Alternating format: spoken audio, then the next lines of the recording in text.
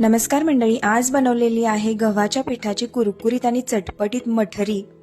त्यासाठी इकडे गव्हाचं पीठ, रवा, कसुरी मेथी, ओवा, चवीनुसार मीठ आणि तूप घालून हे मिश्रण आपल्याला कोमट पाण्याने घट्ट मळून घ्यायचं आहे।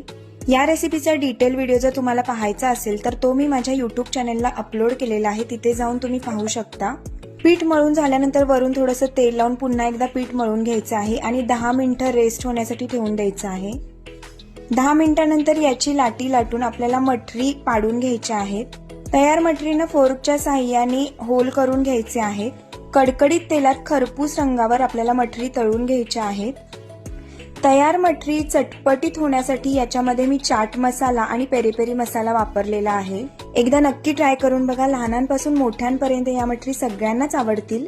रेसिपी आवडली असल्यास व्हिडिओला लाईक करा। पुन्हा एकदा भेटूया अशा छानशा व्हिडिओमध्ये, तोपर्यंत बाय बाय।